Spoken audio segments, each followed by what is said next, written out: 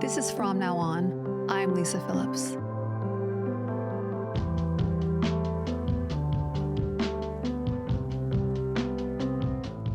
Just a heads up, this episode contains discussions of coercion, child sexual assault by a parent, intimate partner violence, and addiction recovery. Some may find it upsetting. We encourage you to take care of yourself. Welcome to From Now On, a podcast rooted in truth, transformation, and the fierce resilience of survivors. I'm Lisa. This space is sacred. It's where silence ends, healing begins, and purpose is reborn. Today's episode isn't just another conversation, it's a wake-up call, a declaration, because the truth is this. Far too many children in this nation are being silenced by unspeakable trauma, touched, violated, betrayed, often by the very people meant to protect them. Children between the age of 2 and 12, the most tender and formative years of life, are being robbed of their innocence. And what's worse, they grow up confused, angry, and disconnected from their body and spirit, not even understanding the root of their pain. They shut down, they act out, they sabotage relationships, they suffer in silence, believing the lie that they are the problem. Let me be clear, you are not the problem. You were never the problem. And the shame, it does not belong to you. It never did. And this podcast exists for one purpose, to educate and heal survivors of sexual abuse. To say it out loud, what so many of us were forced to keep in, to reclaim what was taken and replace it with power, truth, and self-worth. Sometimes healing starts with just one act of courage. The moment you say, no more, never again. My guest today, Tiffany Smith, did just that. At only 13 years old, she found strength to stand up to her abuser, her own father, and told him with a voice rooted in truth, "You will never touch me again." That moment, that was her liberation. It was the moment that defined her life. This is the painful reality in our country. Child sexual abuse is not rare. It's a hidden epidemic thriving in silence. But when survivors begin to speak out, we create a collective consciousness that can no longer be ignored. We demand change in our homes, in our schools, and in our systems. And change begins when we own our own stories. When we realize that our voice is our weapon, our healing, and our legacy. To every survivor listening, I see you. I honor you. And I'm so proud of you. You carry the kind of strength that cannot be taught, the kind of strength that turns trauma into testimony. And you are not broken. You are being rebuilt stronger than ever.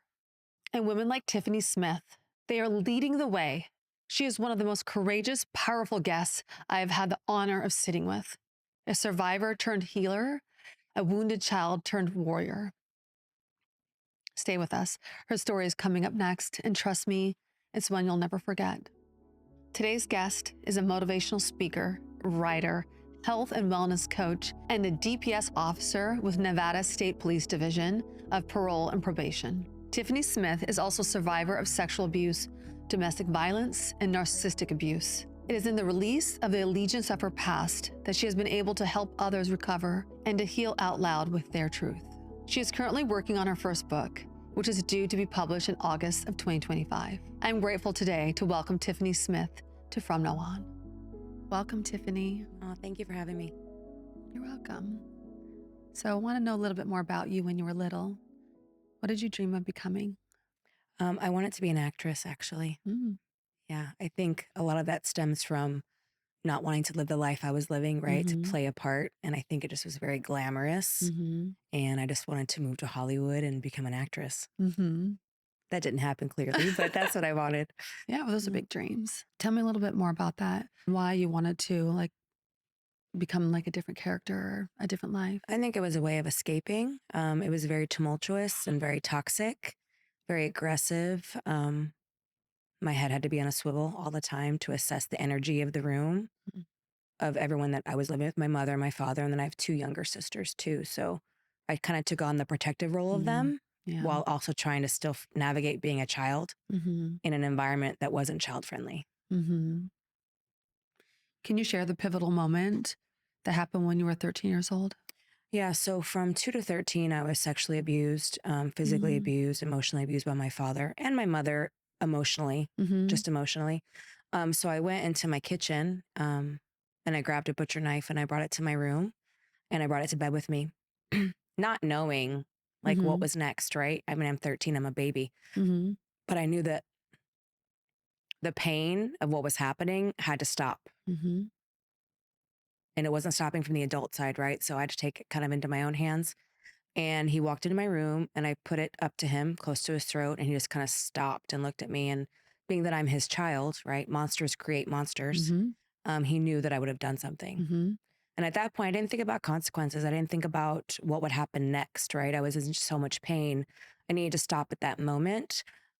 He walked out and never pretty much talked to me again. I was 13, so where am I going? I'm not going anywhere, right? I'm not going to run away, although I thought about it all the time. I didn't want to leave my mom and my sisters, so I just became conducive to my environment. And that I was very aggressive and very shut down. I was a bully. I was very mean to my sisters, but it was all a cry for help. I know now as an adult, right? A healthy adult. I didn't have the emotional intelligence to process emotions and to communicate properly with the adults in my life. Did you ever try to talk to your mom about it, or you just felt like she wasn't supportive? I kind of had a vibe that she just couldn't. I mean, she's married to the man, right? So, and he was pretty much a monster to her as well. Like she did everything, worked full time, took care of 3 girls. So she was getting abused as well. Yeah, verbally abused. I never saw any physical abuse, but he would throw things at her, things like that. So she was scared of my dad. And I think she was not strong enough to leave at the end of the day. And so she just did what she had. She was afraid to be on the streets with 3 girls. So she stayed. And he held money over her a lot. Like it was a very big matter of control for her. And she didn't feel like she could do it on her own. Although I know she could, and I knew our support system at the time, she could have been fine. But taking that step's really difficult, right? I'm not going to judge her for why she didn't take that step. All I can do now is trying to understand and comprehend why she did what she did.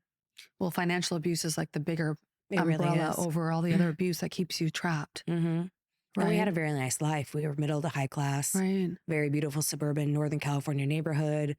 We had cars. We had clothes. We always wanted groceries. We took trips. Like there was benefits to staying, right, in her mind. So I'm not going to question why she didn't leave and why she stayed. Well, you probably also stayed for your younger sisters too, to protect them. I did, because I have cousins at the time who were living in a toxic environment and they ran away at my age, 13, 14. Oh, really? And I was like, wow, how bold and courageous of you. Like I was a little envious because I didn't. I probably could have, and I probably would have, gone another path, obviously. If you were an only child. If I was an only child, but I didn't want to leave them. No. I didn't want to leave them. No, being the older sister, No, they were still so young. Responsibility to protect them. It was a big responsibility.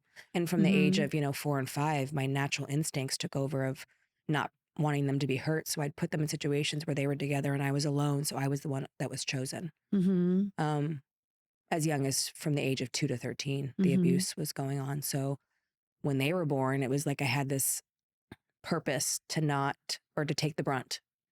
Not that I ever wanted to, but what's the alternative? Right? Them or me. It's not going to be them. No. Yeah. No, I've actually been really shocked as I've been doing this podcast, learning how much abuse comes from the father to the daughter. Like prior to this, I would never have thought that. Ignorance really is bliss. Because when you don't know what you don't know. It's also your dad. Yeah. He's supposed to protect you. And, I see my husband with my daughter and my son and even my daughter's, biological dad. I would never in a million years think they would ever hurt their children. But also I've learned as I've gotten older, it's a learned behavior.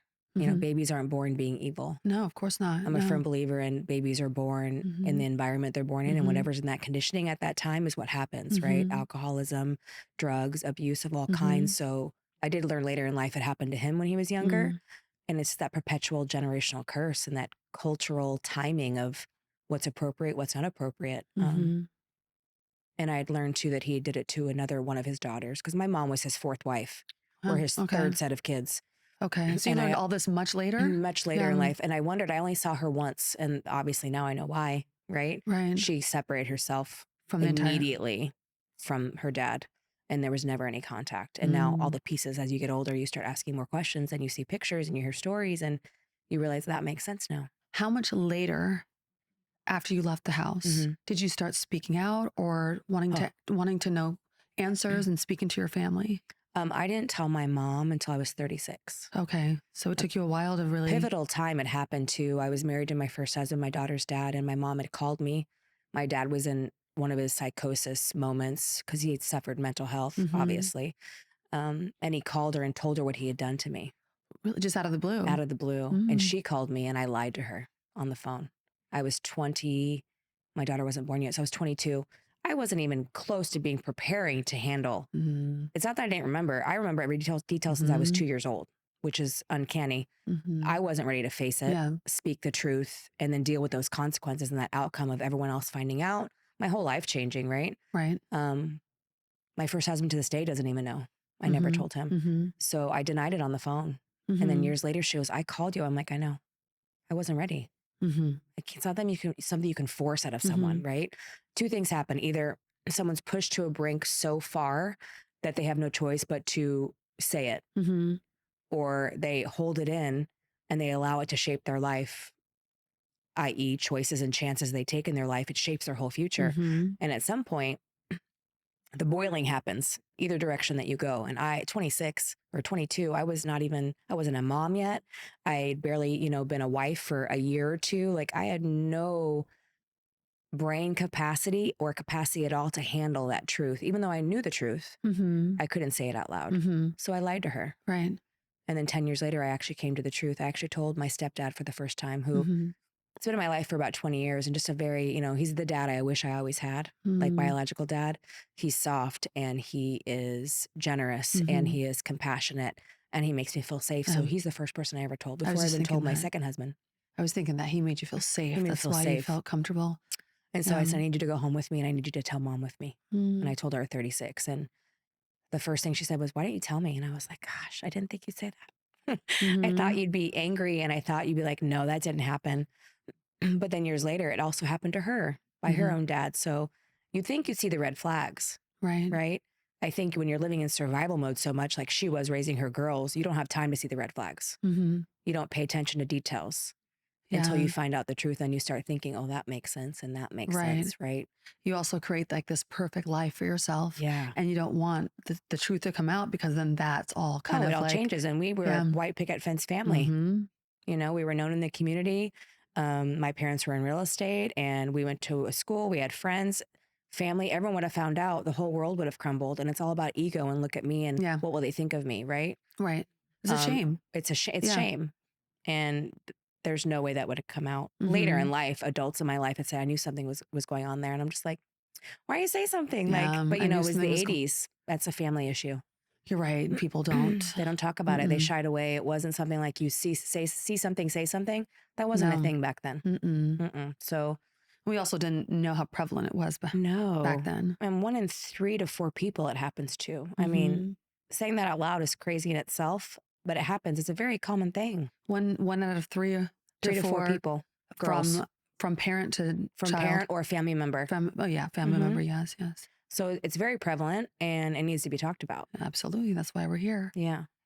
Yeah. And also I relate to you when it comes to the shame. When people would ask me, I remember my husband, my late 20s, would ask me about Jeffrey Epstein. Oh, your name is in the little black book. Well, that's not me. That's not me. No. And I didn't want to, was not ready at all to expose the fact. Well, and what comes along with the fact of what happened, I just was in complete denial. And even 10 years after that, speaking out, I still couldn't get to the point where I was able to talk about it until, like you just said, it was a boiling point. Boiling point. And everyone has one, right? And timing is everything and healing is not linear. And when I was ready, I was ready. Yeah. Same here. And I knew it. Yeah. Same here. And when I wasn't, it was a matter of keeping those walls up for safety issues, right? I couldn't do it at the time. And the way it worked out is the way it's supposed to work out anyway. So the right timing for you. Yeah, for sure. Yeah. And it's also when you go through the right healing and you're around people that make you feel safe. Because I never felt safe to talk to anyone up until a couple years ago. And that was really the survivor sisters of, of the same abuse. Well, it links you together, right? And when that shift happens, you will gravitate naturally to someone who can understand what you're going through, right? Mm-hmm. And even my first husband, who never knew, I don't know what his response would be. I think he'd be very empathetic, and I think it would make him sad that I wasn't able to share that with him. But like I said, I did what I knew at the time. Yeah, well, from 2 to 13 is a big part of It's your my whole childhood. childhood. Yeah. And it really shaped how I saw life and how I saw Right. people in life. Yeah, I have a 13-year-old right now, so I'm imagining, like, Yeah. so young. Yeah. Yeah, but so brave of you. What came over you in that It's funny. moment to be like, A girlfriend, we had coffee, she goes, I think that might be the most badass thing I've ever heard. I said, it wasn't badass. It was like savage. well, I had you were like, enough. my humanity had been shut off, right? All the feeling, I couldn't feel anything. I wasn't almost human in a moment. I became a complete savage because it was survival. We don't realize how far we can go or how much we can take until enough is enough. Wow. And like, I'm not glorifying, like the show Snapped. I look at these women, like I'm not surprised. Like women can only get to the certain point until they just, words, they snap, right? And they, it's just it's a human instinct to protect yourself by any means necessary. And a lot of stories I deal with now, it's by any means necessary. Yeah. And I think people don't know the why of the beginning of the all. They just think this woman just snapped and that's it. It's progression. No, years and it's years. Progression of years and years of abuse, and it's escalation. It doesn't just happen overnight, you know? So. Well, we're beginning to understand that in our society, of that snapping point, even like the Menendez brothers. Yeah. You know, so many years of childhood abuse. Yeah. And then just snapping and doing something horrific. Yeah. And then your brain just can't, it's literally a chemical thing. Your brain can just not take it anymore. Yeah. And you see that person is like, you're not going to hurt me anymore. Yeah. Yeah. I'd rather die. Yeah. And it's almost like a blackout period because later in years, I have huge anger issues. And I would like get so angry, I would almost black out. It's like another protective shield to protect me for what's about to happen. Right. And it really is. I cannot stress this enough how important it is to raise your children, you know, with love and compassion and the littlest thing. I'm not saying you're perfect because I'm far from a perfect mom, but I was very aware of what I was doing when I was doing it because of my own experience. Yeah. My awareness was huge, and it still is. Yeah, it's so important as a parent to be aware of that, because I do. I have moments sometimes where I'll say things to my kids. I'm like, wait a second, that's what my parents used to say to me. Yeah, and it's inevitable. You're going to do some things, right? You're going to do some things. Being aware of it is what's so important. Awareness is key. Of stopping that. And a lot of times they're like, you spoil your kids too much. You love them too much. No. There's not enough. I cannot there's love not them enough love in the world that I can give them that I don't think they deserve. Yeah, no, same here. Like I will spoil them. Yeah, you know, because that's what we all need. Yeah, it's just someone that says, you know, I love you unconditionally. Period. No matter what. And that wasn't, it wasn't a no matter what kind of love in my house. No. It was transactional. Yes, same. Transactional, and which in turn made me kind of a perfectionist, right? Same. The best at soccer, the best at this, the best at this, to get whatever accolades I could, right? Because it was never enough. And that's exhausting. Well, you didn't feel worthy of their love from your parents. I felt like that too. I was always trying to achieve and be like, look at me, look what I'm doing, look at that. And they're like, oh, that's great. And never, you know, it was never good enough. No, it was never good enough. I feel like it still isn't sometimes. Yeah, it's still same I still here. want certain reactions from my mom if I send her a picture or a photo shoot. Right. She doesn't give me the reaction that I want. Same here.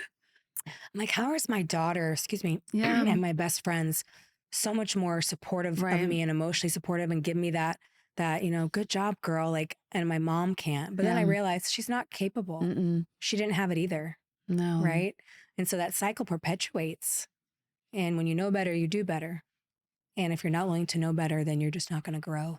Yeah, you're not going to grow. You're not going to grow. That's the key.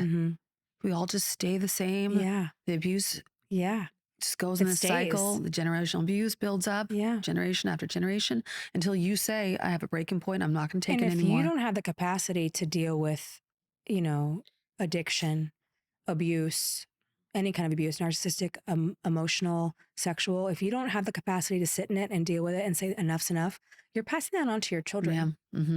And then they're going to pass it on to their children until someone's like, this is not for me, right? There has to be a momental shift where someone's like, you know what? No, this isn't going to be my story. Right. And that happened to be me. I didn't plan it that way.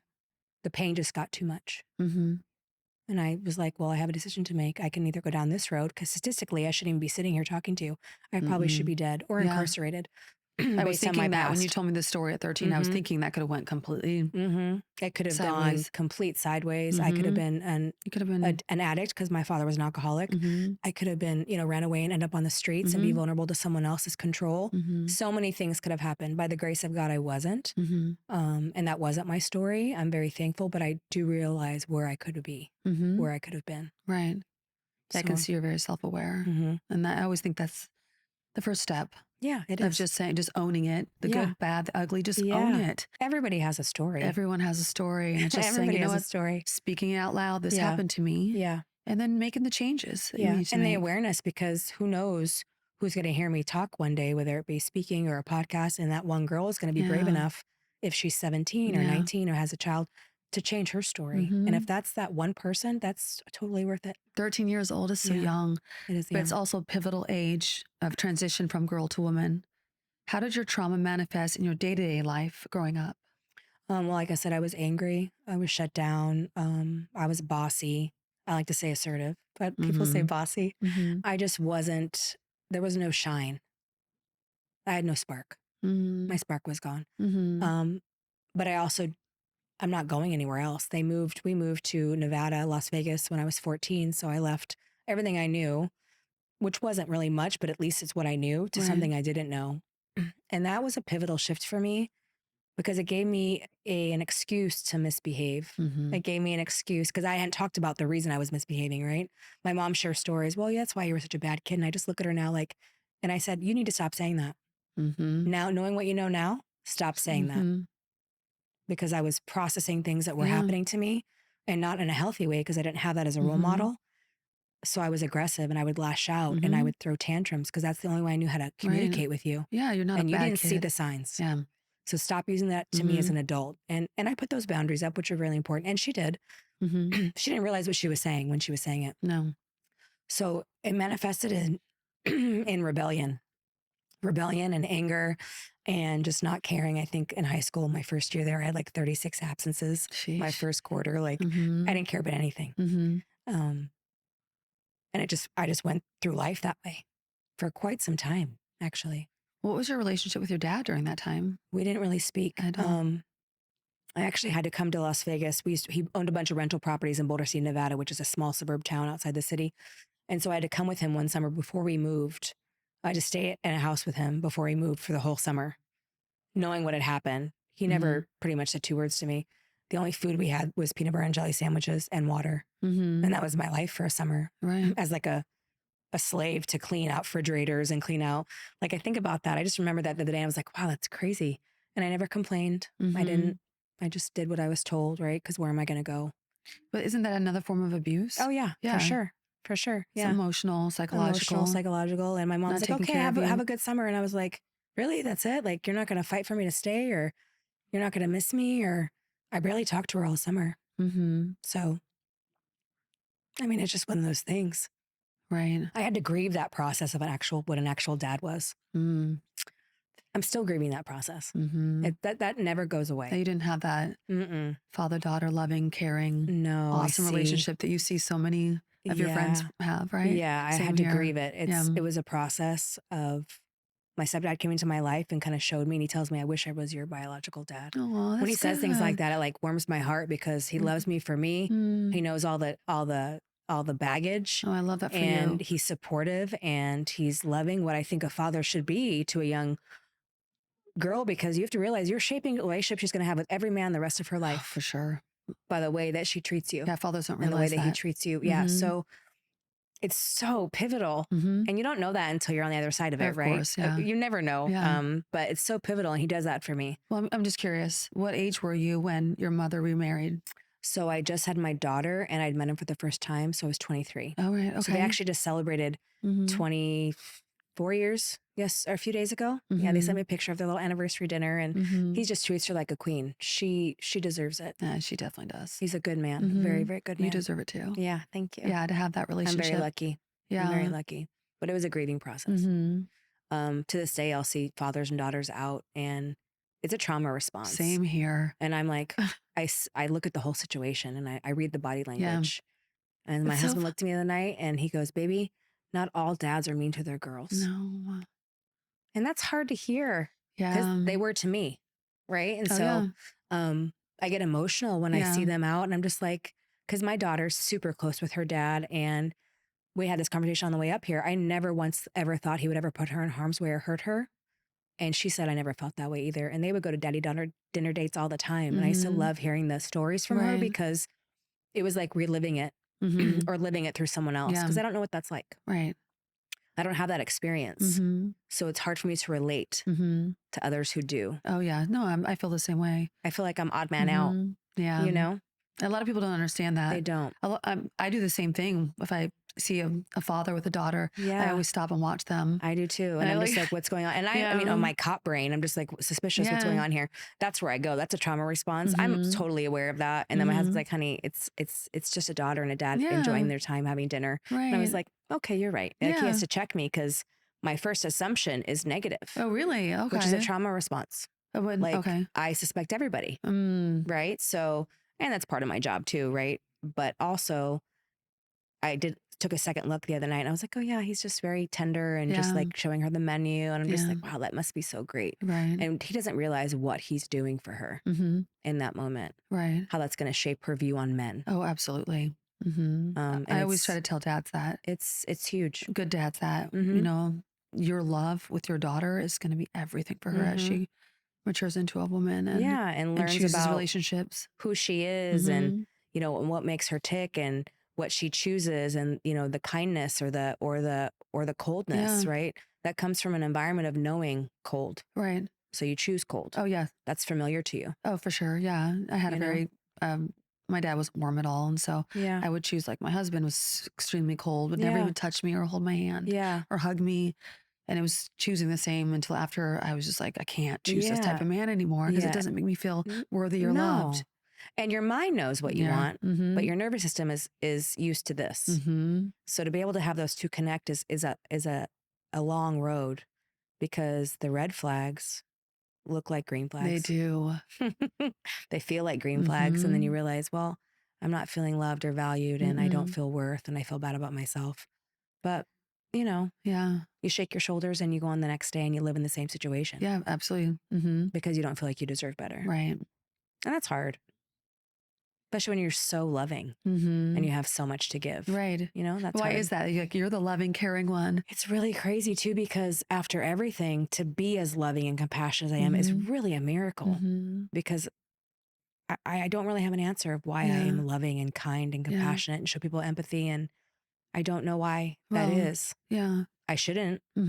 By all accounts, I shouldn't. Well, a lot of people do take on that same type of personality, and some just go the complete opposite because they're just so desperate for that love. And a lot of times we have that when we have children. Yeah. A lot of time, like, I didn't experience unconditional love till I had my child. Same.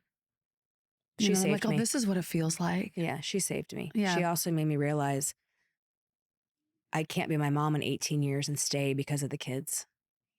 I can't be that girl. No matter how much it broke his heart, because it did, and how much it broke her heart, because it was hard. Yeah. I knew I couldn't do that. And my mom did that. She stayed till my sister was 18, then she filed for divorce. Yeah. And she felt that way for a decade. I cannot live my life just sitting That's and waiting. That's a hard one. Ooh, but you know how many people I meet today stay together for their kids, and once they go off to college, they divorce. I couldn't do that. Whether it's unhealthy or not. Yeah. And people are like, well, that's selfish. Okay. You can think that, right? I can't change your perspective on my choices. But for me, it was a matter of survival because I would have drowned. Oh, yeah. There's no way I would have stayed till 18 years old for my child. I would have drowned. And then what good have I been for her? What would I have showed her? No. To stay when you're unhappy? No matter how much it hurt her, I left because I was unhappy. Oh, yeah. And Kids see I was unhappy lonely. Oh, yeah. And I wasn't getting what I needed. Also, I'll take responsibility. I wasn't sharing what I needed either. And I wasn't being my authentic true self. Right. So he didn't know how to love me. Yeah. Right. And so I have to deal with that guilt. Yeah. There's some guilt there.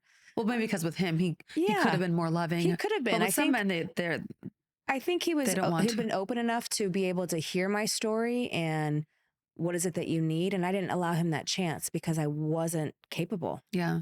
I wasn't capable.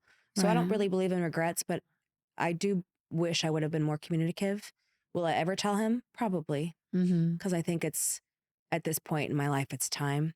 Will he be able to receive it? I don't know. Mm-hmm. I don't know. Yeah, because sometimes they do and sometimes Yeah. they don't. Yeah. So all I know is I can live my truth and do what I think's right for me Mm-hmm. and not worry about what anyone else thinks about what I do and how I do it. Right. No, I've gotten to that point where I don't care Yeah. what people think about how I Yeah. handle things from now on. I Yeah. want to do it the way that I want to Yeah. do it. That's that comfortable feels for comfortable you for me. and something you can live with and something that's healthy and something that shows potential growth, right? Right. Because if we're not growing through every experience, what are we doing here? Yeah, and I can say when you are in a loving relationship you think you are in, and you do Yeah. or are ready to start sharing with your partner, Mhm. and you do say, look, this is what happened to me, and they Mhm. don't respond to it, and they're not caring, not supportive, that's not a healthy relationship either. No. Because And that's it sets you what I went back. through. Yeah. It set me back too. And I was like, oh, Mhm. wait a second, I don't feel worthy again or Yeah. loved. Yeah. Mm-hmm. And that's not the truth, Mm-hmm. right? We can't always listen to this. Yeah. This tells us lies. Well, yeah. Well, just in that relationship, I didn't feel like Yeah. when I was ready to start speaking out, I didn't get that, Yeah. support I Yeah. needed. And it's heavy. Yeah. Well, I felt it was like a re-traumatized. Yeah. Yeah. Re-traumatized for sure. Mhm. Mm-hmm. Very much so. Yeah. That's the whole thing. You said just from the very beginning, just feeling safe Mm-hmm. with the people that are around you. Mm-hmm. To be Mhm. you, whatever that looks like, Mm-hmm. right? And to not devalue who you are because of experience you went through. Yeah. It's just something you went through. It's not who you are. Yeah. It actually makes you stronger. It does. Mm-hmm. It does. And it makes me more resilient and I'm Mhm. able to do the job I am now because of my experience in my Yes. past. And I think it was all like preordained, no Well, matter how weird that sounds. It mhm. was supposed to be the way it was supposed to be. Looking back on those young adult years, Mm-hmm. what were some of the red flags that are so blatant now, Hmm. but you thought were green flags back then? Coldness, no appropriate affection, slamming doors, elevated voices, mean talk. Because that's the environment I grew up in, right? How Mhm. my mom talked to my dad and ultimately talked to us. And my mom talked to us that way too. So you thought those were green flags? Like, Those oh, are that's all just green how flags. people Like, are. that's just how everyone is. The Mhm. relationships are like this is how every family is. And then when you realize that's not the truth, you're like, wait a second. And so it's really hard to transition your body because it's like going in a cold shower. The Mhm. immediate thing is you want to back away Mhm. because it's shocking to your Mhm. body and it's uncomfortable, right?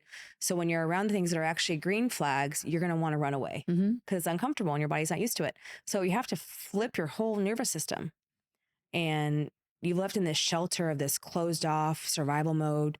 No one gets close to me. No one touched me. No one knows who I am. Mhm. I can do it on my own. I don't need anybody. That kind of Mhm. mentality went on for a very long time for me. Mhm. Even raising my babies, I still was kind of like that. Yeah. Aggressive, too assertive, RBF a lot of the time, Oh yeah. right? Because I don't realize I'm doing it, but it's like you can't see me have emotion, right? Mhm. So when your body's able to relax in a Mhm. natural state and baby steps, right? I'm not saying go take a 10-minute cold shower, but take maybe a 1-minute cold shower. Or Mhm. that really helps me a lot. Like Right. the water therapy helped me a lot to get comfortable in uncomfortable situations and noticing the red flags a lot quicker. But it took some time. It took Mhm. time and it took educating myself on what red flags really were and what green flags really were Mhm. and finding mentors to show me that's not appropriate and reading a lot of things about Mhm. abuse and Right. trauma responses and why I react to certain things and why I gravitate towards certain things. So just educating yourself, but you have to be willing to do the work. Right. People can live in survival mode their whole life and never know anything's wrong. What made you go into that way of thinking and healing? My second husband, who was an adult living in long-term recovery, was starting NA and he was going to meetings and coming home with this emotional language I had never even heard of, right? Mm. Healthy talk, Okay. looking at yourself, doing inner work, shadow work, all these things. And I'm just like, what? And it started to resonate with me. And then I couldn't keep things down. Things were coming up to the surface. I wasn't sleeping. I was having nightmares. I was very snippy and snappy. I was moody. I was on edge because something had shifted in me. Mm-hmm. Because the energy and the vibe he's bringing into our home with our children is positive and affirming and loving and confident and secure. And I was like, this is great. He's doing great and I'm falling apart. And I'm like, what's happening here? I didn't work steps at the time. I didn't have a mentor. I didn't have a sponsor. And then I realized, okay, this marriage is going to work because he's going one way and I'm going this way, and we're not going to end up together if I keep going this way. Right. And I really wanted my family. Mm-hmm. And so I started doing the work myself and asking the questions and talking to women who'd been through things I've been through in the non side of things. So the family side of things, and realizing things about addiction, and then realizing things about codependence like myself, Mm-hmm. and realizing this is probably a better way to live for Mm-hmm. myself, for my marriage, for my friendships, for my coworkers, because I was evolving and changing. Right. I was becoming a little softer. Okay. And I told my husband what had happened to me. He goes, this makes a lot of sense. Wow. Yeah. So it just was a natural progression of wanting to do the next thing and wanting to learn more about myself. And then, it takes time. It was a 10, 11-year process. And then I got into coaching and realized I could really help people Mm-hmm. that are probably experiencing the same things I've experienced. And then it just kind of took a life of its own. Mm-hmm. Yeah. After going through years of healing at 44, you decided to become a law enforcement officer. Why is that? When you say that out loud, it's funny. Every time I hear it, I'm like, that's what I do. When I was younger, my mom's stepsister, who was my aunt, who pretty much raised me a few years because she worked so much, one of my favorite women in the world, very loving, supportive person in my life, still to this day, was a police officer for Santa Clara County Sheriff's Department. And she would come to our house in uniform, and I'm like, wow, she looks so, and she's a woman, like, look at her do this job, right? So I always aspired to be that, but being that I wasn't emotionally intelligent enough to take on that role at a young age, and my husband wasn't very supportive because we had a brand new baby at home, and he was living out of fear, right? You're a woman in law enforcement. How safe can that be? And to a certain extent, I understand. So I didn't go after it, which I'm kind of lucky because I was a hot mess in my 20s. So I probably wasn't ready for it. And then I have a friend who worked for Nevada State Police and Parole Probation. And she goes, why don't you just apply? And I was like, well, I have tattoos, and being in a uniform, you can't really have any tattoos that show. She goes, you can have tattoos at Parole and Probation. I was like, okay. So I just kept doing the next thing. And I did the PPFT test, the physical, and I failed the first time. Went back again. I failed again. And I said, I'm just done. And my husband goes, you can't be done. Your children are watching you.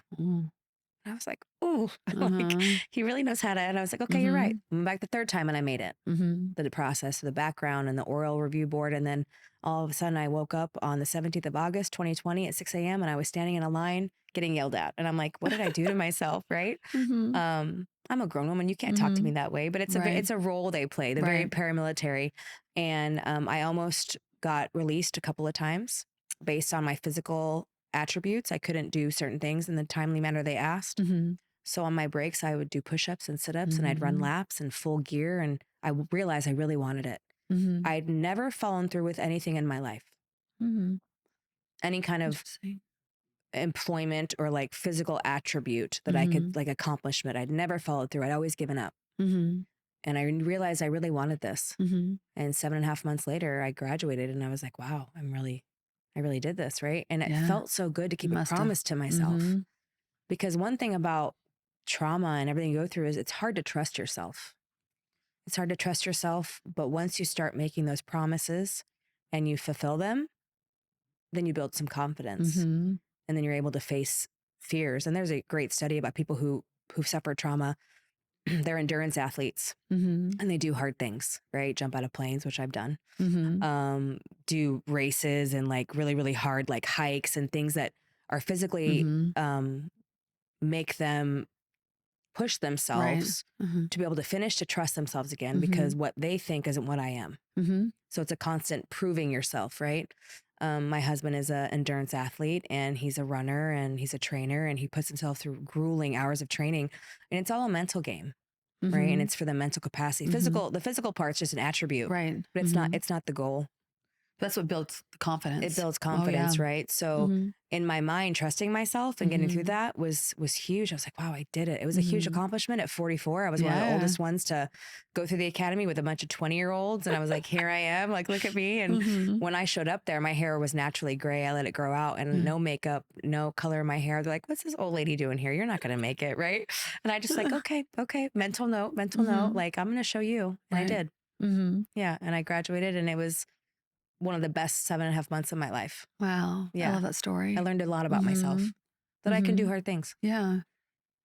Yeah, and probably from there, you'd Yeah. want to do all these other things, Yeah, that yeah, and you can accomplish now. yeah, I mean, I would Yeah. a lot of hard things, and I did it, and it's a great thing to say that I was able to complete and complete well. Oh, sure. So, yeah. Can you share about the first time that you publicly shared your story? What was that like? Yeah. So, through my work through Parole Probation, I work with a nonprofit called Hope for Prisoners. Mhm. It's to help incarcerated adults come out and integrate into community a little easier with programs, resources, schooling. They get their GED, they learn trades. Mhm. And a colleague of mine said, "Hey, I'm going to go speak at this workshop. It's like Leo Day. So, a bunch of cops locally come around, they kind of share their experience, strength, and hope, I guess you could say, Right. to a bunch of people coming out of Mhm. prison that have to reintegrate into society." Mhm.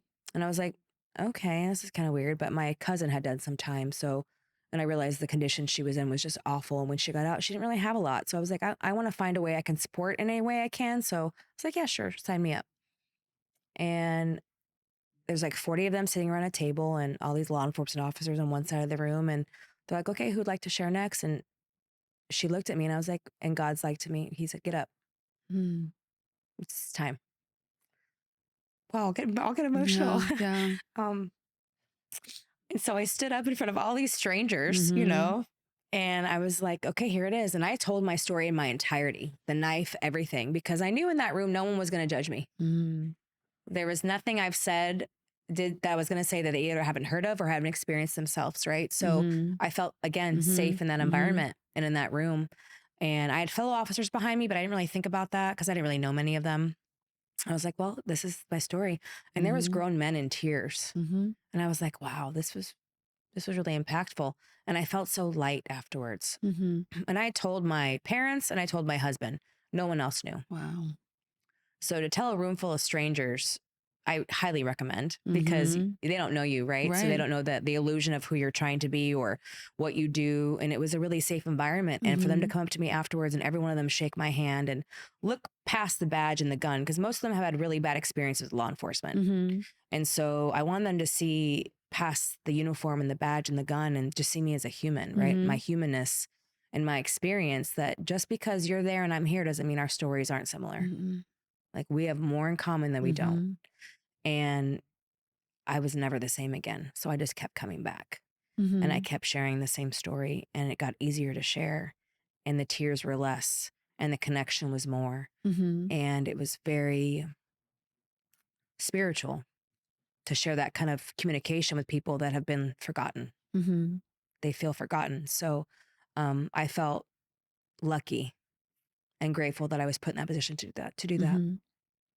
And it was very freeing for me to speak it out loud, Sure. not just to my confident circle, but to the world, Mhm. which kind of just started this whole journey. I've been talking there now for 4 years, twice a month, every month. And it led me to other opportunities to speak about it. And then I realized there's something here that needs to be said, not because of the role that I play, because I think if I was just some average girl walking in there and telling my story, they're like, what's this girl going to teach Mhm. me? I don't know her. Because I walked in there with a sense of authority Mhm. of who I am in the community, and my job is to help and to find solutions. I think it went a lot farther than it would have if I was just some random person walking in that room. Yeah, I'm sure they were very empowered by it. Yeah. Yeah. And Because it probably was, quite a few of them have childhood adverse they do, trauma. they do more Mhm. that do not. Yes. Mhm. And I've built a lot of great connections through Hope for Prisoners, and I speak all the time. And um, I really see them as children. It's really Yeah. weird to say the discernment I have, because Mhm. at some point they were all someone's child Mhm. that was failed, because they only do what they're taught. Yeah. They only Mhm. do what they learn. And maybe they're there because they made a really bad 30-second decision, which I have made lots of 30-second decisions that probably weren't the best, and I got lucky. Mhm. So it's a matter of, timing, and maybe not the severe consequences like everyone else has, but because I had better choices and I maybe had a few better chances. That's it. Mhm. We're all the same, Right. you know? Mhm. So Wow, to tell your story in a vulnerable setting mm, like that. Yeah, that hmm must have felt really, you must have been really proud of yourself. I was really proud of Yeah. myself. I was an emotional wreck a few days afterwards because I Yeah. was like, wow, it's really out in the light. Yeah. I It's, cannot no, take it you can't back. take it back. I cannot take it back. And then you want to probably start talking about a little bit more because to get answers and things. Yeah. And then a few people would come watch me speak at my office, and then more people would find out, and I would invite them. Hey, I'm going to speak. Why don't you guys come down and look? And people that I work with, my peers, I'm like, well, if I'm going to do it, I'm going to do it. There's no half-assing. I'm not 1 foot in, 1 foot out. I have to be my authentic self, and I have to own my story in its fullness. And so I did. And I was afraid of judgment and afraid of, the won't look me in the eye when they walk down the hall and all those kind of things. But that didn't happen. Right. That's what the illusion we make up in our head of what we think people are going to perceive us as. And that didn't happen. Yeah. Because everyone has their own shame. Yeah. That didn't happen. Yeah. They were open, and they're like, wow, I can't believe you can go up there and do that. Because most people can't even speak in front of crowds anyways, let alone something like that. And I was like, this is something that I have to do. I feel the need to do it. It's not for accolades. It's not for ego. It's just freeing for me. I tell them when I come in this room and talk to you guys, it's like my own free therapy. It's therapy. Yeah. Makes a lot of sense. A lot of times telling our story is healing. Well, it's out in the light now. It's not hiding anymore. No. And then when it's out in the light, the shame and the guilt just melt away. Yeah, exactly. It's amazing how that happens, like instantaneously. Oh, instantaneously. I had so much shame. Family made me feel shameful for my story. And then as soon as I started speaking about it and just letting it go every time I would talk about it, it was hard to talk about it, but every time I would, letting it go. Yeah. Shame, just like you said. Yeah. Just kind of melts away. Melts away. What does healing out loud mean to you? Well, I'm a loud person anyways. I'd like to say I'm extroverted. People think I'm extroverted. I like to be alone a lot, but that's because I've healed. I can be in my own space and not like get cringy about it. Right. Healing out loud is just talking about my story. Like I think it's really important to pinpoint that so many people can benefit from hearing even a snippet of what I say in sharing my experience, my strength, and my hope, that I have to heal out loud, because I know that if I would have kept it in, it would have killed me. It would have killed me. I wouldn't be here. It was one of those ticking time bombs, and I could hear the tick. And the older I got, the louder the tick got, until I finally decided, you know what, I'm in control of this story. So let's go ahead and change the narrative. Yeah. And I took control back. Well, our inner reality shapes our personality. So a lot of times when you start speaking out and you own that shame, you let go and you heal, your personality changes. It does. Like you said, you had lost your shine. I lost my shine. Your spirit. Yeah, but you were finding your spirit again. Yeah. It was being reborn. Yeah, reborn in a different way. Yeah. And healing out loud is just sharing my experience to anyone who's willing to listen. And it doesn't mean shoving it down someone's throat. If someone asks me, I'm going to tell them. If someone asks me a question, I'm honest about my experience. I don't sugarcoat a lot of things because I don't have the time. We don't have the time. No more sugarcoating anything. There's no sugarcoating. We're here for a very limited time. No. I'm not wasting anyone's time by sugarcoating anything. I'm a very raw, transparent speaker. So we don't have the time. You think you do, but we don't. Right. We don't. It could be gone tomorrow. Yeah. And not being transparent just wastes people's time. Yeah. I don't want to waste your time. Let's be honest. I'm ready to have an honest conversation. I can do that. And it's funny too. Do you find now that have let go of the shame and you can speak about your experiences, you don't have like the bullshit tolerances? So it was low to begin with, but it's like 0. Yeah, 0 now. I don't have it. Like I can see through people now. It's like, okay, what's the real problem here? I don't have it. Let's talk about it. I don't have it. And it's like, I deal with people on my caseload who are recovering addicts, which is funny, not funny because of what my experience has been in my life. So I can really help them navigate life on life's terms. And I tell them, I don't have time for the bullshit. Yeah. So if you're here to get better, I can help. I have a solution for that. If you're here to live in the problem, I can't help you. Yeah. So I'm very frank. Right. But they respect that. Of course. I'm like, if you want to do it your way, we can do that, but it's not working from my point of view. So let's try it my way and give it a shot. Yeah. Because a lot of people, it works. A lot of people still live in the problem. They do. And they have to come to terms with, their shame and their trauma on their own. Yeah, they have to navigate what that looks like for them. And when they first come out, they don't know. Yeah. So it's important that someone is honest with them and trustful with them and building that rapport and that relationship. Like, look, I want you to win just as much as you do. We're on the same team. Let me kind of share what I've done in my life. And I'm very open. I don't tell all the details to my caseload, but I'm very open. Like, look, I was on the same ledge you are this very second. So let me help you get off because I know how. Yeah. It's not a matter of, well, I know better. I have actually been on the same ledge as you. So let me help you get off there. Yeah. It's just from experience. And they trust that because they can smell bullshit like I can. Yeah. You know what I mean? That's the thing we have in common. Mm-hmm. And I just, I do what I say I'm going to do. And when I say I'm going to do something, I do it. Right. And I follow through. Yeah. And that's it. And it can happen at any age. I mean, we have Any like age. 21-year-olds in here saying no more. And I love and that. I love it. I love it too. I wish I was that strong at 21 to face my reality. No, because we've had people, 50s, 60s getting ready to say, you know what? This happened to me like 40 years ago. Yeah. And it takes. I mean, I held it on from 13 to 36. So what, 23 years? Wow. Not telling a soul. Mine was like 15 to 20 years. That's a and really, it took really me long from time. 15 to 20 years to really get to the full story. Me too, for sure. Me too. It was bits and pieces of it. But I was also rediscovering what really happened too. Yeah. And a lot of times you don't want to know. But you have to know. You have to know. And I one thing that I always found fascinating, and even therapists have found fascinating, is I didn't suppress anything.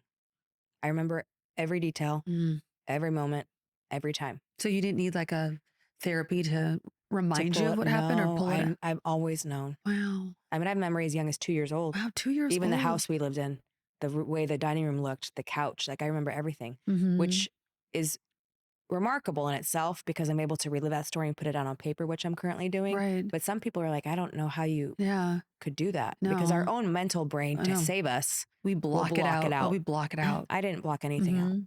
No, I had to go through EMDR therapy to remember things that happened.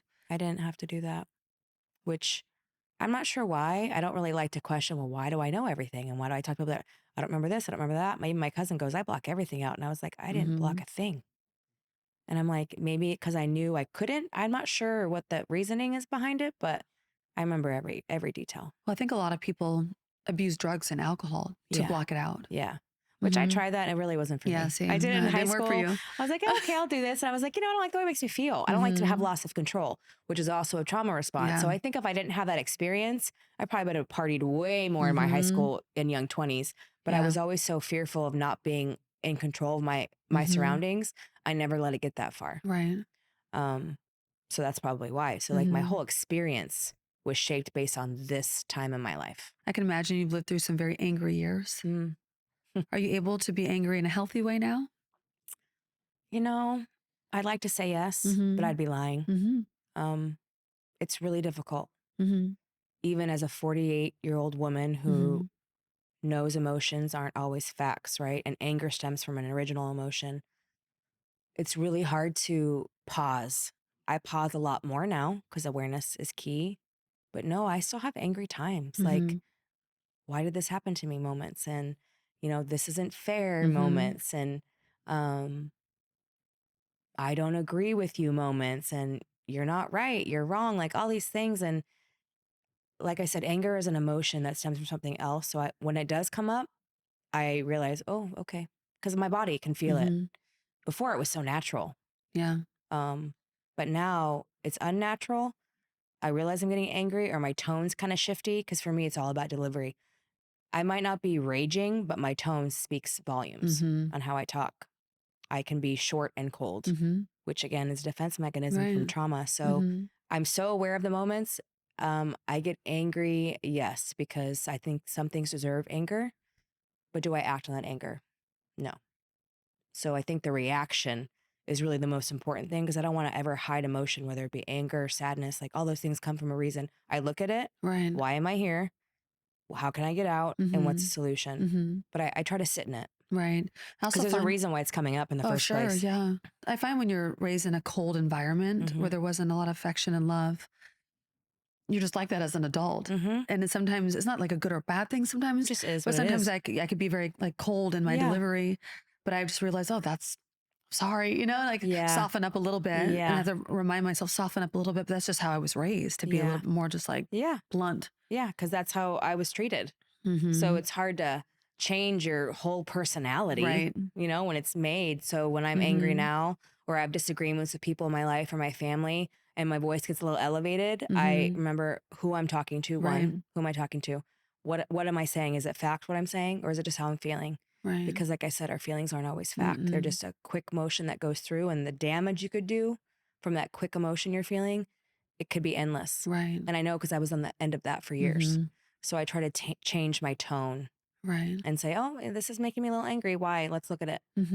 And I just look at it more, and I'll write about it, or I'll talk to someone about it. Like, why do I feel this way right now? Like, Right. and people who know me in my life, I have a very small circle, know me so well. They're like, well, maybe it's this. And that's the key, is finding people you can trust that can see things from a different perspective, knowing who you are as a person, your heart, your motives, right? Right. That's key. That's helped me so much to grow as a person. Right. Do you feel it's important in a relationship for your partner to know this about you and then also say, okay, Yeah. she needs some time. He calls me Yeah, calls me out she's all in the that time. mode. Like let her have her time and then come back to the conversation Yeah, later. he does. Like it's very far and few between anymore, because, we've gone through therapy and so much recovery and so much self-discovery Right. of Yeah. ourselves that we realize, okay, these are the humans we want to be, and we want to be together. So how do we navigate that? Because relationships by itself without issues are difficult.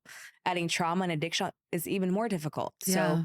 So he knows, like, if I come home and he knows I need like an extra 10 minutes, I don't even have to say it. He can tell my body language. I try to be loving and not be so shut down, but it's hard sometimes Oh yeah. to not walk in the house after a hard day and just not speak. Yeah, you were and lucky. not take it personal, You're lucky to have that. because people take it personal. I take it personal. Yeah. Why are they not talking to me? What's the matter? What did I do? He doesn't take it personal. He's like, I'm going to go ahead and give you your space. And if he thinks I don't need my space because I've verbalized what I need recently, like after 22 years of marriage, I think the last year I've said, this is what I need. When I'm like this, I need this. We were always so afraid to speak about what we need, because we're afraid of abandonment or Right. not loving us. Yeah, exactly. And again, that's coming from how we were raised, right? So I feel safe in my environment to say, I need this right now and I need this right now. And he respects me enough to give it to me, and vice versa. Yeah. But he checks me a lot. Yeah, that's something I need to have in a relationship, because like prior relationships, when I would be in a state where I'm getting angry about something and I would want my space, they would keep pushing and pushing and pushing. Yeah, I don't need a solution for me right now. Right. And then you just blow up. Yeah. Yeah. And I think a protector, when you find a man that's protective and he wants to solve and he wants to fix, because they love you so much, right? Yeah, I had to tell my husband, that's not, you not doing that, it's not loving me less. No. You communicating how you're feeling and what you're feeling in this environment by the vibe I'm bringing in. I need to know that, of course, but I also need to have the space to process what I'm actually going through in the moment, because it's really not about you. Right. Or, and we take it personally. Yeah. But if you don't communicate those things, but it's also because I'm in a safe relationship. He's not going anywhere. Yeah. And I'm not going to lose him because I'm being who I am. You're in a safe relationship. That's the difference. It's safety. Yeah. And I can be who I am, and he loves me for it, but he also is strong enough and confident to know that I'm not going to leave when he tells me when I'm being a jerk. Right. So it goes both ways. It calls you out. Yeah. Yeah. When he calls me out, which he does a lot, but he also brings so much perspective. Like, okay, you're right. He's like, maybe you're thinking this right now, but this is really what's happening. And that's, God, it's the most important thing in a relationship is communication and consideration. Right. Those two things are, they're magic. I'm so happy you found such a healthy, communicative. It took work. Yeah. But well, we have. It's from both sides. It's from both sides. Yeah. So your story details a journey of facing fear, protecting yourself, being resilient, looking at all the messiness of what life can bring, and forgiving yourself and others. When did you get into coaching, and what type of coaching do you do now?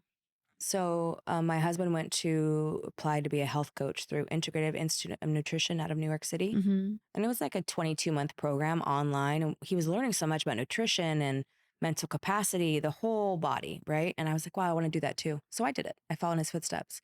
He's a big role model for me on like just, I envy it sometimes. Like he says he wants to do something, he does it and he does it. It's just like, and I'm like, gosh, that's just great. Like, so I like to copy what he does. And I got that done, and I learned so much about myself, emotionally, mentally, spiritually. And I really wanted to help others. And I had a few clients here and there, and then I was working mom. So it kind of fell off. And then I got back into it after I became in law enforcement, not realizing that so much of life coaching goes into molding like new cadets. So I use a lot of life coaching skills with that stuff too. And then I have a few clients right now that just, whenever that light bulb goes off, that went off for yourself and it can go off for someone else, it's the most rewarding thing in the world. Because you know what? You're going to help change their path. Oh, sure. You're going to help them become the person they're supposed to be. That's so rewarding. It's so rewarding, especially when you have as much empathy as I do to want to figure it out and help them. And you don't want anyone to be in pain or suffer. To watch someone suffer willingly, knowing there's another solution, that's the best feeling, to help them do that. Well, there's always a choice and another Always. solution. Yeah. A lot of times you just need someone to help guide you Yeah. and to see that. Yeah. And I like to be Yeah. that safe space they Right. can hold for like, there's nothing you can't say to me that I Yeah. either heard or experienced myself. Right. So lay it on me. And then we just kind of go from there. Yeah. But honesty is the key. Honesty and communication. You have to have those to have the working relationship, and any relationship really, whether it be personal, working, coaching, teaching, everything. Yeah, I think that extra element of also being a survivor is what It's actually huge. helps people. Yeah, it's so huge. They say, wow, you relate so well. I'm like, Yeah. if you only knew. Yeah, exactly. Yeah. No, it's true, because if you're speaking to someone who doesn't relate, you can feel Yeah. it and you don't feel safe to open up. Mm-mm. You Yeah. don't. So I want to go back to the fact that you were a law enforcement officer. Survivors in law enforcement have complicated histories. We often hear stories where survivors are doubted, have their credibility questioned, and not supported. What has it been like to be in that role where there's a lot of distrust on whether you can actually help survivors? I think for me, it's special because of my experience. So not every law enforcement officer is going to know what it's like to be, abuse survivor, domestic violence survivor. They're not always going to know that, right? So for me, I think I bring something special to it, because once I share my story, whether it's someone on my caseload, someone at Hope for Prisoners, or someone, that I meet at a community event, the trust initially just happens because I'm so vulnerable to tell them something about myself. And one thing about the trust in law enforcement is that over the last 4 or 5 years, specifically past Corona, it's been violated a lot. And so people they don't know what to think, right? So I think one thing is realizing no one's perfect, but I have so much honor in the job and to serve my community because it's where I live. Yeah. My children live there. My friends live there. It behooves me to do that for my community because that's where all my people share space. So I try and build trust in the community the best I can by being who I say I am. Be who you say you are. Integrity. It's everything with the job. Right. Be who you say you are. Yeah. And show up when you say you're going to show up, and give back to your community and show others the way the job should be by doing what you say you're going to do and being who you say you are. Oh, sure. People are inspired by that They are. and they feel it. And you're not going to win over everybody, right? They're going to see the badge and the gun and get it out, and they're like, oh, Yeah. I mean, I've had so many kids scream slurs at me, and it's like, I don't take it personal because it's their conditioning of their environment, right? The experience their family member might have had. But then I have some kids who run up to me and ask for stickers, and I love those kind of days, right? Yeah. Because that's how I was as a kid. So to build trust is just be who you're going to be and say what you're going to do and just show up that way in the community. Yeah. And you do. Like, when the biggest thing I say to the Hope for Prisoners is like, go home and tell your family and friends what happened here today, because it's not the typical situation for most people. And go home and tell them what happened here today. Tell them that a law enforcement officer gave you a hug, because I'm a hugger. I don't care who you are. Tell them what happened here today. And then they're going to tell someone, and then they're going to tell someone, and then your kids are going to overhear that. And then that's how we shape the culture and change the culture. Right. Yeah, that's very important. Yeah. Gabby Petito's documentary came out not too long ago, and we witnessed the body cam video as an audience. Are you familiar with that? Yeah. I am. It's an hour and 17 minutes long. I did not watch the whole thing because I couldn't. Well, I felt a lot of frustration watching Gabby. Yes. Her interaction where she was labeled an abuser and she was the aggressor. Would you be willing to chat about how you would have handled that situation if you had gotten the call?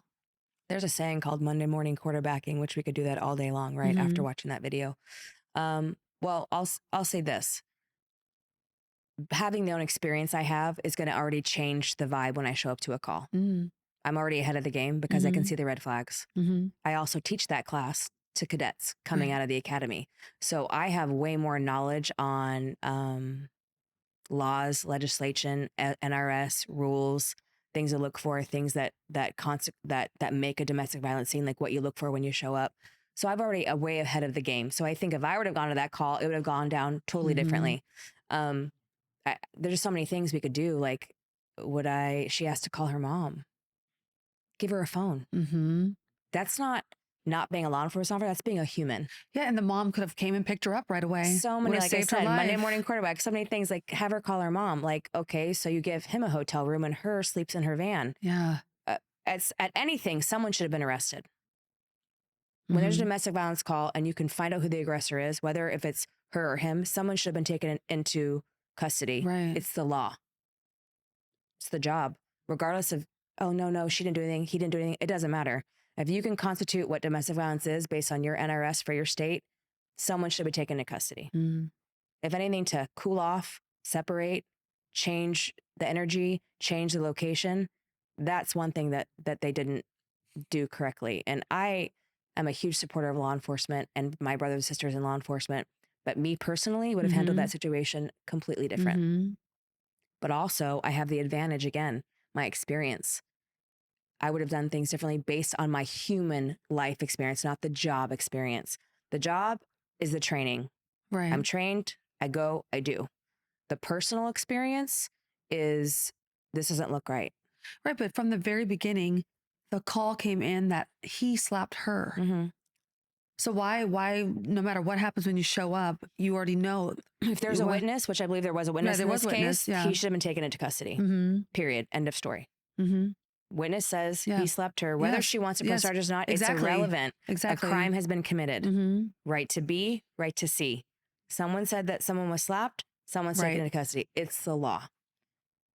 There's nothing after that. Yeah, that's what I was thinking. That's just it. Okay. Right? She calls her mom picks her up, she goes home. She goes home, she's If anything, he's in jail for 12 to 24 hours and he gets out. That's another issue based on state. But at the smallest point, someone should have been taken into custody. Right. And then 7 days later, we know what happened, right? So it's very frustrating to me because all of that could have been avoided. Yeah.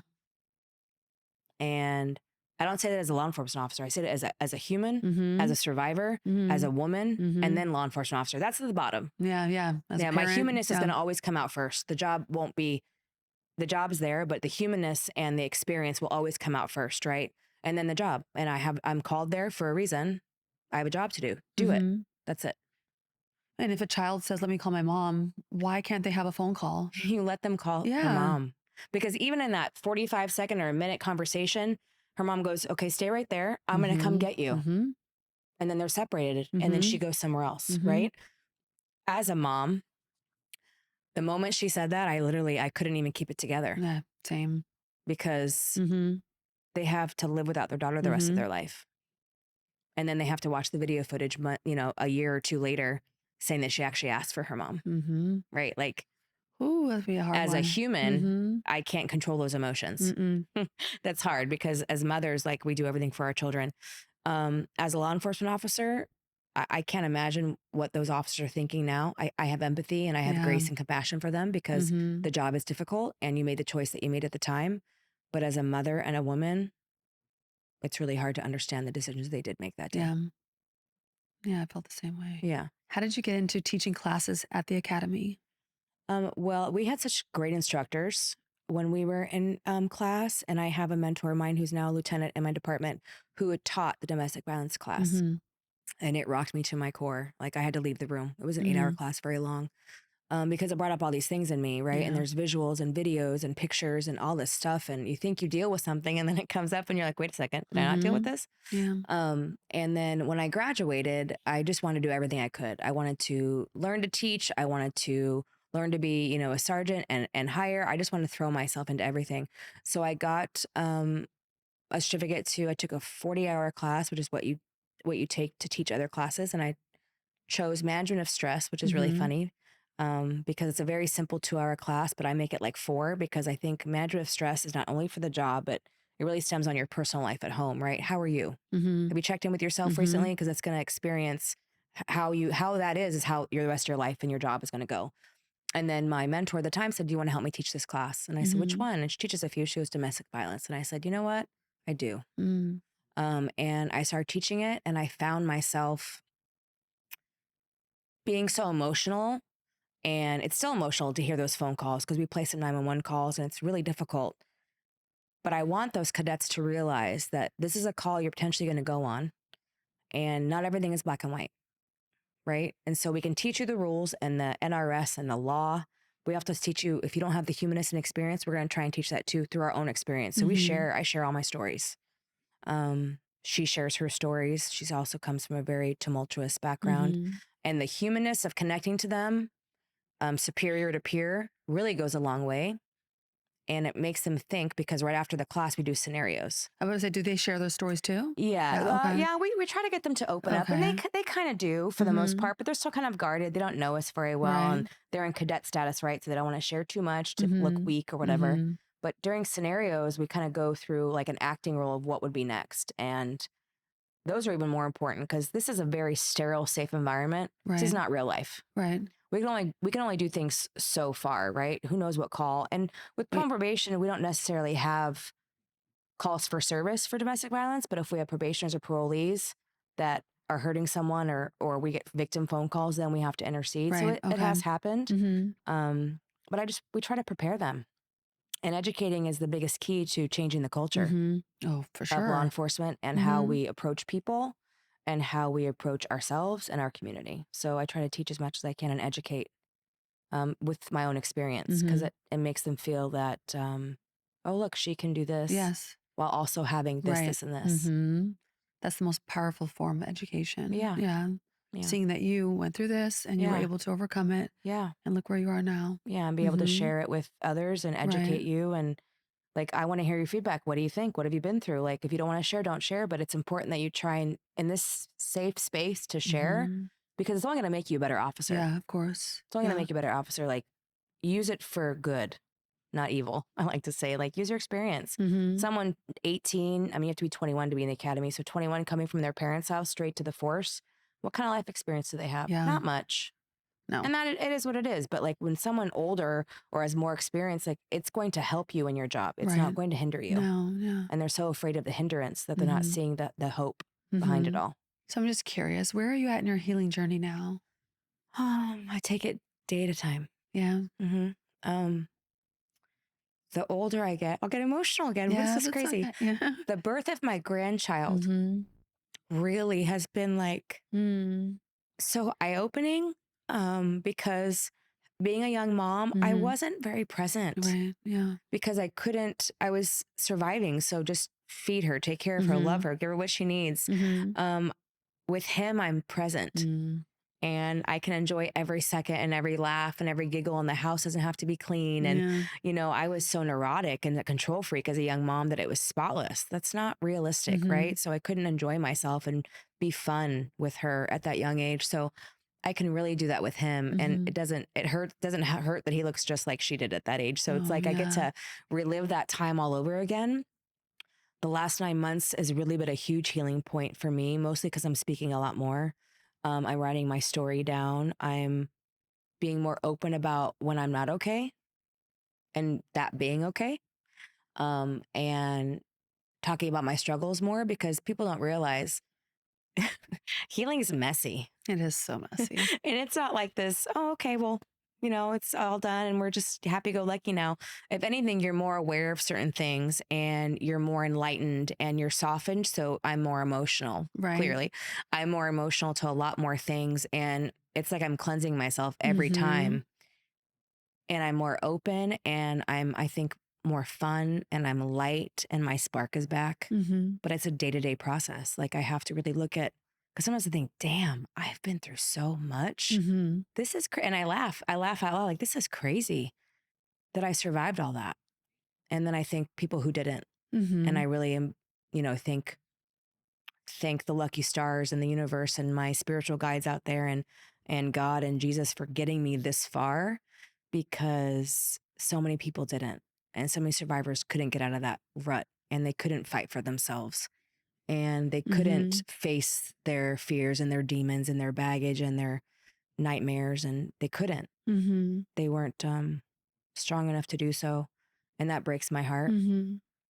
But it's day to day, literally day to day. I take it one day at a time, because if I'm living in the past, that riddles me with anxiety or depression. If I'm living in the future, I'm riddled with depression. So it's like, I have to be able to find this happy balance to where I can just be right here, right now with you, and not worry about tomorrow, because that has no other set of headaches, right? Just be here and know that you made it one more day, because I don't have a certain number of years. I know that I'm done. It's not like, okay, well, this is when your time runs out. I don't know that. Yeah, so sure. I try and be the best version of myself every day. And every day I fail, but every day I rise. So yeah. Aren't you publishing your first book? I am in the process. Yes. I'm writing right now. It has been, like I said, I remember everything. So it's not like I have to like ask all these family members and look at all these pictures. Like it's literally all up here. I wish I could write as fast as I think. But yeah, I'm writing it down, and it's been very eye-opening to me, and it's been very rewarding, but also the anger comes up, the sadness comes up, gosh, why didn't I just get what I was supposed to have? Yeah. Right? That comes up. That's a hard one, right? It is a hard one because, you know, when I was young, I slept closed-bodied, like in a little cocoon. My children sleep like starfish. Hands out, arms out. It is the most rewarding feeling to walk by my son's room and see him sleeping like a starfish because he feels safe in the environment, right? He gets home when he used to get home from school, all of his stuff would come off, his shoes, backpack, they'd drop it because they know that they're home, they're safe. That was never a thing for me. I never had that. That was an illusion.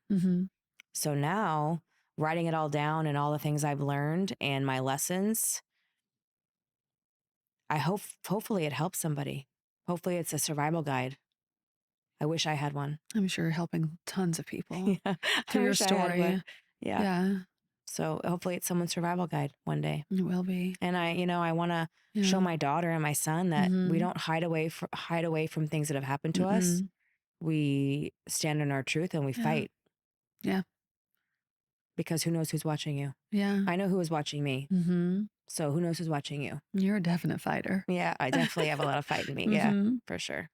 For sure. Yeah. And when you hear the powerful statement from now on, how would you end that sentence?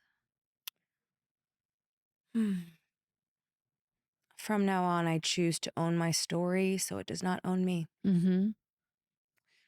Mic drop. That's actually from a very dear friend of mine. When I heard that, I was like, whoa, okay. No, that's it. So it doesn't own you. That's just. Yeah. Yeah, the best answer you can give. Yeah. Thank you so much for joining me today. Yeah, thanks for having me. It was a pleasure. I see so much of myself in your story. Thank you. I wasn't expecting that so much. Isn't that a Your great story was very surprise? different, but woo. Yeah. Yeah. Tiffany, where can people find you? So currently I'm on Instagram and Facebook and TikTok. I have 2 handles on Instagram, one with my daughter at Like Mother Like Daughter. We do a podcast together and just have fun and film fun videos. And then my main one is at the Tiffany Smith on Instagram, as well as Facebook and TikTok. It's the same, at the Tiffany Smith. Fantastic. This is From Now On. I'm Lisa Phillips. And until next time, stay informed, stay empowered, and remember, there is strength in speaking out. And special thanks to our amazing, powerful guest, Tiffany Smith. Elizabeth Wyndham is our senior producer, Christopher Leon is the editor, and Jose Oriana is our studio producer. Our theme music is Many Worlds by Memory Theory. If you have any thoughts, questions, or stories about your own views on topics discussed on From Now On, email us at fromnowonpod@gmail.com. And please follow, rate, comment, and review on Apple Podcasts, Spotify, and YouTube. If today's conversation resonated with you and you are seeking more support in your own healing journey, if you or someone you know has been sexually assaulted, help is available. Call 800-656-HOPE. If you or someone you know is being trafficked, contact the National Human Trafficking Hotline. Text 233-733. That's Be Free. PAVE is a 501c3 nonprofit creating a world free from sexual violence and building communities to support survivors. To learn more, go to shatteringthesilence.org. Speak Out, Act, Reclaim, SOAR, is dedicated to providing a safe and empowering space for survivors of sex trafficking to reclaim their stories and stand up for themselves and each other. That's www.speakoutactreclaim.org.